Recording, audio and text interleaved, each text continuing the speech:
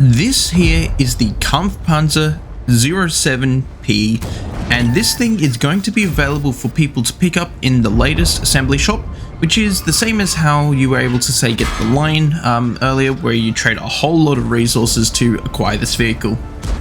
Now, this is going to be my just initial impressions on this vehicle. So what do I think of this? It is unlike any other tier 10 German heavy tank we have.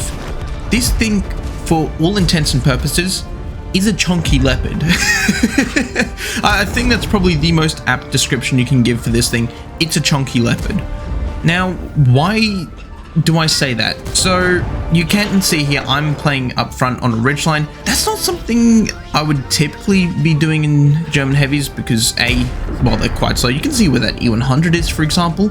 This thing's got medium tank mobility. You can go up to like 50 kilometers an hour forwards. You've got like a very solid power to weight ratio of like 16.8. You can get into position fairly quickly with this vehicle.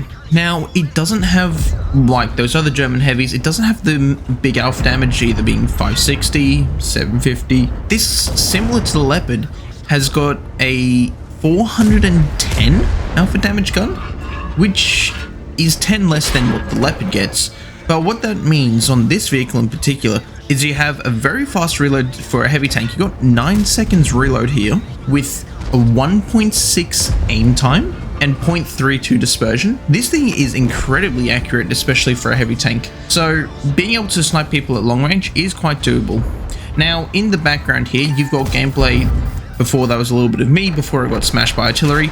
And right now you're seeing some gameplay brought to you by, that is CJ Hunt, and he is another one of the ANZ community contributors.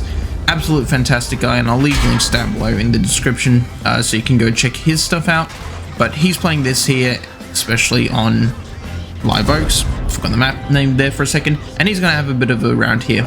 So, continuing to talk about this vehicle, it is obviously got really quite some nice mobility.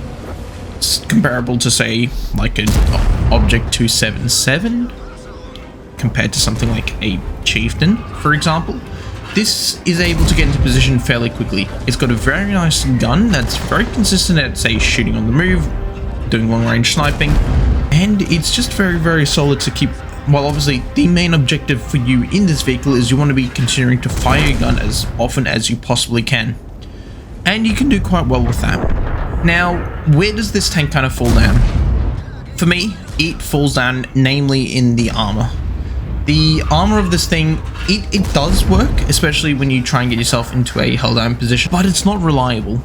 Yes, it is a 190 millimeters of frontal turret armor, and it is got some nice sloping, but it's sloped. So if you angle your turret slightly incorrectly, it's easy penetrations for days. And yeah, that's not going to do you too well whatsoever. In saying that though, have I been enjoying playing this vehicle? Yes, I very much have. You're able to play really quite aggressively, get up into people's faces, and just have a whole lot of fun, especially with how consistent this gun is. So if you do have the resources and are able to pick up this vehicle, I would recommend doing so. Anyhow, that's all I've got to say on my initial impressions on this vehicle. If you do have the resources, I would recommend going ahead and actually picking this thing up. It is very solid. It's different compared to a lot of the other German heavies we have at tier 10, so hey, having something different is always nice to have in your garage. And if you've ever been wondering what the best modifications you should be running for World of Tanks are, you're gonna want to go ahead and click on this video right here.